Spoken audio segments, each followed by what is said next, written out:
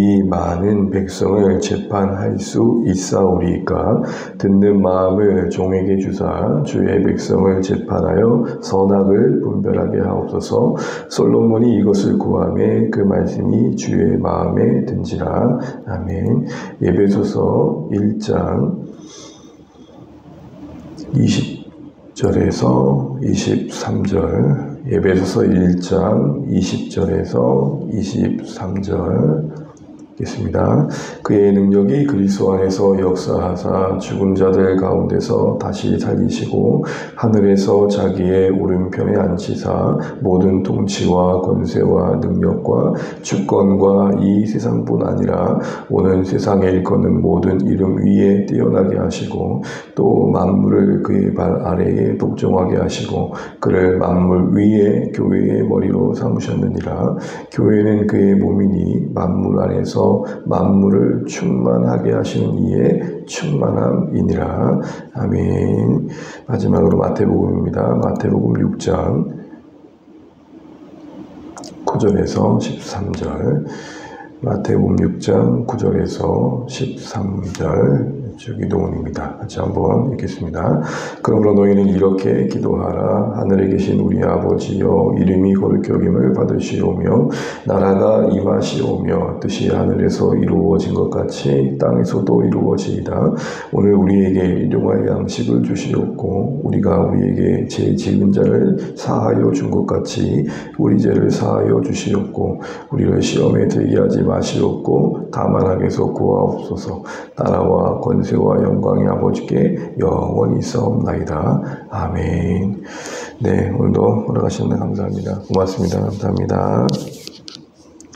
우리 계속해서 소요리 문답 살피는 중에 있습니다. 그리스도의 삼중직이라 하여서 구속자로서 예수님께서 그 일을 어떻게 수행하셨는가에 대한 이야기를 예수님의 세 가지 직분을 통해 헤아리고 있습니다. 우리의 구원을 이해해야 한다는 것, 우리의 구원의 내용과 방향을 갖춰간다는 게 이런 예수님의 사역에 근거해야 된다라는 것을 염두하고 오늘도 말씀을 나누면 좋겠습니다. 오늘은 26문입니다. 예수님께서 그리스도께서 왕의 직분을 어떻게 행하셨습니까? 라는 질문입니다. 옛날에 구약에 이스라엘의 왕이 있었죠. 그들의 가장 중요한 역할은 이스라엘 백성들 가운데 부여된 율법이 그들 가운데 잘 구현되도록 통치를 했어야 했었습니다. 율법을 통해 계시던 하나님의 뜻, 어떤 예배, 정결함, 거룩함, 인애와 자비가 이스라엘 백성들 가운데 잘 실현될 수 있도록 말씀의 통치를 이루어 갔어야 했던 것이죠. 그래서 그런 하나님의 통치 아래서 이스라엘 백성들이 하나님을 닮아갔던 것입니다. 열왕기상 오늘 우리가 이거 3장 9절을 보게 되면 솔로몬의 이야기가 나오는데 솔로몬이 이제 막 왕이 되었을 때입니다. 초기이죠. 그가 기도하는 내용이 뭡니까? 하나님, 제가 잘 분별하게 해주십시오. 그래서 잘 들음으로 잘 분별함으로 주의 백성들 가운데 선악이 잘 구별되어지고 그래서 선한 일들이 이루어지게 해주십시오. 이렇게 기도하고 있는 것이죠. 일이 합당함이 그 이어지는 말씀에서 보는 것처럼 주님의 마음에 그 기도가 마음에 들었다 하시는 그 뜻에서 확인되어집니다. 가만히 보시면 지금 솔로몬의 관심은 자기가 얼마나 왕다워지느냐 있지 않고 듣는 마음이 있습니다. 그래서 이스라엘 가운데 선이 임하길 바라고 있습니다. 무엇보다도 이렇게 표현하고 있습니다. 9절 보시면 종에게, 왕인데 자기를 종이로 부르고 있는 거죠. 그러니까 왕이지만 자기 위에 계신 진정한 왕이신 하나님을 의식하고 있는 겁니다. 그러나 당시 다른 나라의 왕들은 뭡니까? 자기 위에 아무도 없는 것이죠. 하늘 아래 자기 위에 아무도 없는 것입니다. 그래서 자신의 그 절대적인 고난을 이루어가는 일들을 더 강조했었죠. 그래서 지배자였고 어떻게 보면 착취자였습니다. 종으로 이직하니까 이스라엘이 뭐로 보입니까? 주의 백성으로 보이죠. 그러나 당시 왕들에게는 자신을 위해 존재하는 자신의 자녀들과 같았고 자신의 종들과 같았죠. 그래서 왕의 관심, 솔로몬의 관심은 잘 들어서 자신이 종의 역할을 잘 감당함으로 주의 백성이 잘 되는 거였다면 당시의 왕들은 자신들의 고난을 최대한 확보하고 확장해서 자신들의 탐욕을 이루고 지배하고 정복하고 착취하는 데 관심이 있었습니다. 이와 같이 솔로몬이 보여주는 것처럼 이스라엘 왕들은 하나님의 왕되심을 잘 구현해야 했었습니다. 그런데 역사적으로 보면 이스라엘 왕들이 다 괜찮지 않죠. 우리 너무 잘 알고 있는 것처럼 선한 왕을 찾기가 쉽지 않습니다. 간간히 선한 왕이 드러나긴 했지만 대체로 이스라엘 왕들은 실패한 경우가 참 많았습니다. 그래서 왕이 악함으로 이스라엘이 거의 배교적인 수준에 이를 때가 있었습니다. 그 결과적으로 여러분 어떻게 됐습니까? 결국 북이스라엘도 그렇고 남유다도 그렇고 하나님이 들어쓰시는 강대국에 의해서 멸망하거나 붙잡히게 됩니다. 무너지죠. 여러분, 하나님은 기분 나빠서 무너뜨리신 게 아닙니다. 구약과 신약의 맥락에서 이스라엘의 이런 어떤 강대국의 멸망과 그래서 포로로 잡혀간 이런 모든 것들은 다시 세우시기 위함이죠. 그래서 여러분, 이스라엘이 멸망할 시점 중에 세움받았던 에레미야를 부르실 때 1장에 그런 말씀하십니다. 나는 무너뜨리기도 하며 세우기도 하며. 그러니까 무너뜨리기 위해 무너뜨리신 게 아니신 거죠. 다시 새롭게 하시기 위한 것이죠. 이 세우신다고 할 때 그 세운 게 뭐겠습니까? 결국 진정한 구원자로 오신, 진정한 왕으로 오신 그 메시아를 통해 그 나라 하셨던 것입니다. 그래서 여러분, 예수님이 초기에 공생의 첫 사역을 시작하시면서 하셨던 첫 말씀 잘 아시죠? 뭐라고 하셨습니까? 마태복음 예를 들자면 회개하라, 뭐가 가까웠다 그랬죠? 천국이 가까웠다. 그때 천국이 가까웠다 할 때 이 가까웠다는 것은 번역은 그렇게 돼 있지만 실제 의미는 이렇습니다. 회개해라, 천국이 임하였느니라. 예수님이 이제 왕으로서 자신을 선언하신 겁니다. 하나님 나라를 선포하신 겁니다. 이제 그 나라 백성 삼고자 본격적인 이 사역을 시작하신다라고 말씀하신 거죠. 그래서 우리가 알고 있는 잘 아는 말씀처럼 골로새 1장에서 하나님은 우리를 흑암의 권세에서 그 아들의 나라로 사랑의 나라로 옮기셨다라고 말합니다. 그렇습니다. 하나님의 나라, 이걸 예수님을 통해 선포하시고 이루어가고 계십니다. 하나님의 나라는 영역의 개념을 뛰어넘어서 어떤 특정한 장소 개념을 뛰어넘어서 주권 그 자체이죠. 다시 말해 주권이 임하는 모든 것은 그 나라입니다. 어떤 장소만 특별하게 그 나라가 아니라는 것입니다. 헬라어로는 바실레이라고 하는데 그 핵심 의미는 주권, 통치, 다스림입니다. 오늘 에베소 말씀을 보는 것처럼 그 예수님의 주권과 통치가 임하는 곳이 어디입니까? 교회이죠. 그래서 교회의 머리가 되신다 그럽니다. 22절 말씀. 그래서 22절. 그들 만물 위에 교회의 머리를 삼으셨다 그러면 모든 만물을 복종시키시고 교회의 머리를 삼으셨습니다. 그러면 교회에서만 왕이신가? 그렇지 않으시죠. 23절 보시게 되면 같이 한번 읽어볼까요? 1장 23절 에베소서 교회는 그의 몸이니 만물 안에서 만물을 충만하게 하신 이의 충만이라. 말이 좀 어려운 것 같은데 그대로 풀어보면 만물 모든 세상 보이는 것과 보이지 않는 모든 것 가운데 충만하시다. 그 충만함이 교회의 위치다라고 말하고 있는 것이죠. 여기서 예수님이 뭐라고 소개되고 있냐면 만물을 충만하게 하신다고 합니다. 이 말은 프로스에 있습니다. 만물, 곧 보이는 것과 보이지 않는 것 가운데 하나님의 손길이 닿지 않는 곳이 없다. 충만하다는 것은 가득 채워 넘쳐 흐른다는 의미이기 때문에 어디든 계신다, 어디든 다스리신다라는 겁니다. 그렇습니다. 하나님의 나라의 왕이신 예수님은 교회를 다스리십니다. 신자 한 사람 한 사람 마음 가운데 임하셔서 그 나라 백성 삼으시고 또 교회 가운데 말씀으로 성령으로 그 통치를 행하십니다. 그래서 여러분 이 26문의 답을 이렇게 정리하고 있습니다. 그리스도께서 왕으로서 우리를 자기에게 복종하게 하시고 우리를 다스리고 보호하시며 그분의 모든 원수들 곧 우리의 원수들을 제어하시고 정복하십니다.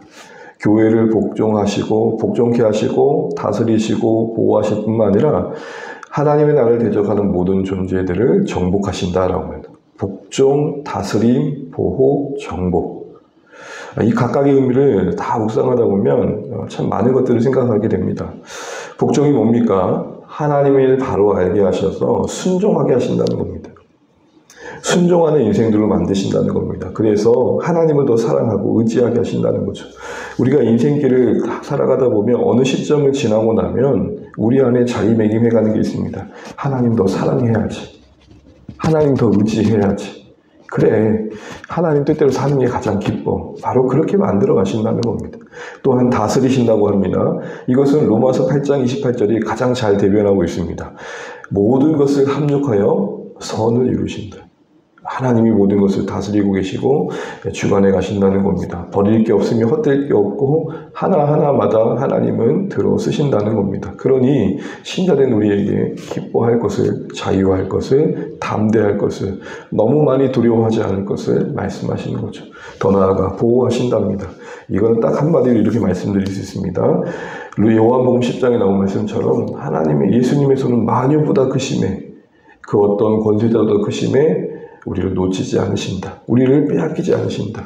우리를 결코 잃지 않으신다. 그런 의미에서 사랑하는 주안의 가족 여러분, 순교는 잃으신 게 아니라 부르신 겁니다. 이 땅에 신자들이 신앙으로 인해서 고통받아 죽을 때 순교라고 하는 그 순교는 하나님이 어찌할 수 없어 세상 권세에 잃어버리신 게 아니라 이제 막 하나님의 나라 안에 참된 안식의 자리로 불러 품으신 것. 결코 어느 순간도 주의 백성들 뺏기지 않으십니다. 참새 한 마리도 한 앗살을 팔리는 일이 주의 손길 아래 있다 하셨는데 하물며 너희일까 보라는 말씀이 진짜 거짓이 아니라면 우리 삶의 모든 행보 속에 이 보호하시는 하나님의 다스리심, 통치하심, 왕되심을 누릴 수 있어야겠습니다. 더 나아가 교회의 머리에 넘어 만물을 주관하시는 분입니다. 교회 안에서만이 하나님이 아닌 온 세상에, 온 나라에, 보이지 않는 모든 곳에, 보이지 않는 모든 영의 세계의 왕이십니다. 그 나라의 주권이 그 곳곳에 임하시도록 그 나라 이루십니다. 이 하나님의 아들 예수님의 왕되심의 통치는 영원하십니다. 세상의 왕은 죽고 끝나지만 예수님의 왕권은 죽음 너머까지 이르며 계속되어져 계획하신 그 나라를 이루신 데까지 펼쳐가십니다. 그러나 여러분, 우리는 이런 왕되심을 선포를 들으면 한편의 마음속엔 여전히 해소되지 않은 고민이 있죠. 그럼 세상은 왜 이 모양이야? 우리는 이 문제에 대해서 늘 여러 가지 이야기들을 합니다만 오늘 조금이라도 답이 되는 건 뭐냐면 하나님의 나라를 이루어가신 예수님의 통치가 이미 임했지만 아직은 아니라는 겁니다. 이걸 신학적인 용어로 이미와 아직이라 그럽니다. 이 긴장 속에 우리가 존재하는 거죠. 그러나 여러분, 신실하신 우리 하나님, 그 아들 되신 예수 그리스도의 왕 되심의 통치로 인해 이룰 그 나라는 반드시 이루어진다. 반드시 성취된다. 예수님의 통치권의 그 영광스러움을 우리는 그날에 온 세계가, 온 만물이 보게 될 날을 함께 목도할 것이다. 그래서 그 왕 노릇함의 자리에 참여할 것이라는 게 성경의 증언입니다. 우리는 예수님의 이 통치를, 그 지혜와 그 섭리를 다 알 수 없지만 분명한 건 그 이미와 아직 사이 속에 여전히 통치하시는 하나님의 왕되심의 그 은혜, 통치하심의 주권이 예수님의 그 다스림 속에서 진행되어 가고 있다. 그럼 여러분, 우리는 어떻게 해야 됩니까? 저는 주기도문이 우리의 예수님의 왕되심에 합당한 반응이라 생각됩니다. 주기도문의 기도는 한마디로 말하면 뭡니까? 주의 나라가 임하게 해주십시오. 하나님의 주권이, 통치가 임하게 해주십시오. 그 증거로서 말씀이, 하늘의 뜻이 이 땅 가운데 이루어지기를 기도하는 겁니다. 사모하는 겁니다. 그 시작으로서 우리 삶에서부터 말씀이 임하기를 바라고 우리 삶에서부터 주님의 이름이 우리로 인해 불명예스러운 일이 되지 않도록 순종해 가는 겁니다. 더 나아가 일용할 양식이라고 말씀하셨듯 작은 거 하나하나에서도 주의 도우심을 구하는 겁니다. 왕이신 하나님이 공급해 주신 분이시니 다스리시고 보호하신다 하셨으니 구하는 겁니다. 또한 시험과 악으로부터 보호하기를 구하는 것처럼 죄와의 싸움에서 승리해 가는 것입니다. 특별히 용서받기를 구했던 것처럼 용서를 나누는 것입니다. 여러분, 주기도문을 가만히 보면 하나님 나라의 통치 아래 있는 주의 백성의 가장 큰 표준 중에 하나는 용서입니다. 용서를 또 다른 말로 쉽게 말하면 뭡니까? 넉넉함이며 기다림입니다. 그러게 하나님의 통치 아래 있다는 증거는 뭡니까? 내가 나를 주관하지 않는 겁니다. 서두르지 않으며 다급하지 않으며 급급하지 않으며 조급하지 않음입니다. 그 관계 속에서 그 어떤 열매를 기상해야 하는, 기다려야 되는 상황, 모든 상황 속에서 하나님의 왕되심 아래서 그 주관하심과 다스리심과 보호하심 아래서 넉넉해지는 것입니다. 왜 그렇게 해야 됩니까? 주기도문의 끝에 고백이 그렇습니다. 뭐라고 고백하고 있습니까? 나라와 권세와 영광이 아버지께 영원히 있습니다.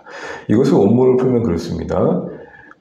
왜냐하면 하나님 나라와 그 권세와 영광스러움이 영원하기 때문입니다. 우리가 주기도문 외울 때 본문에 나와 있지 않지만 대개란 말을 빼지 않는 이유가 그거입니다. 대개 나라와 권세와 영광이. 그때 대개란 말이 좀 어려운 옛날 말이긴 한데요. 원어는 그렇습니다. 호티, 영어로 말하면 because. 왜 우리가 이렇게 일용할 양식을 기다려야 되며 용서를 베풀어야 되며 죄와 악으로부터 싸워야 됩니까? 왜냐하면 하나님 나라가 영원하기 때문입니다. 오늘도 왕되심 앞에 우리의 고백이 주기도문의 삶을 통해서 드러나면 좋겠습니다. 예수님의 왕되심의 직분을 가만히 묵상해 보시면서 오늘도 우리 안에 이 나라가 임하고 있는지, 나는 그 나라 백성다움을 나타내고 있는지, 그 백성의 소유됨 아래 누리는 안식이 있는지 다시 한번 살피면서 하나님의 왕되심을, 예수님의 왕되심을 우리 가운데 드러낼 수 있는, 그래도 조안의 교회 안에 이런 하나님의 주권이 온전히 임할 수 있도록 기도하시는 이 새벽 되시기를 주님의 이름으로 축복합니다. 기도하겠습니다. 하나님, 오늘도 우리에게 허락하신 한 달을 감사하고 소율 문답을 통해서 우리의 신앙의 틀을 세워가고 있는데, 특별히 그리스도의 왕되심을 묵상하면서 우리의 생각들을 말씀 안에서 다시 한번 살핍니다. 하나님, 예수님의 왕되심 앞에 우리의 삶은 주기도문이어야겠습니다. 나라가 임하기를 사모하고 주의 뜻이, 하늘의 뜻이 이 땅으로 임하기를 또 순종하며 일용할 양식을 구하는 작은, 하나님을 향한 작은 것에서부터 의지함이 있고, 제 용서를 구하는 것처럼 죄와의 싸움이 있고, 또한 시험과 악으로부터의 보호받음을 구하며, 특별히 정말 이 모든 것들로부터 우리가 이렇게 간구해야 되니 하나님의 왕되심이 영원하기 때문입니다는 고백 속에 있는 것입니다. 다시 한번 우리가 이 은혜의 말씀들 속에서 하나님의 뜻을, 왕되심을 이루어가는 우리의 삶이 되게 하시고 조안의 교회가 되게 해달라고 기도하시면 좋겠습니다. 하나님의 왕되심을 대적하는 세상 문화와 가치와 도전들 앞에서 우리가 그 백성다움을 잘 지키게 해달라고, 나타나게 해달라고 기도하시면 좋겠고, 주의 날에 그날에 이루실 영광의 나라를 소망함이 꺾이지 않게 해달라고 기도하시면 좋겠습니다. 또 조안의 교회 공동체가 계속해서 이 왕되심을 이루는 데 순종하며, 그래서 하나님 나라 백성들을 불러 세우고 또 그 나라를 확장하는 일에 쓰임받는 공동체 되게 해달라고 기도해 주십시오. 말씀이 있고 사귐이 있는 곳 되게 해주십시오. 우리 목장 모임을 위해서 또 주일 예배 가운데 은혜 있도록 해주시겠습니다. 우리 같이 함께 오늘 기도하며 주와 동행하신 복되가 되시기 바랍니다. 기도하겠습니다. 하나님 감사합니다. 오늘 우리를 은혜 가운데 허락하여 주시고 하나님의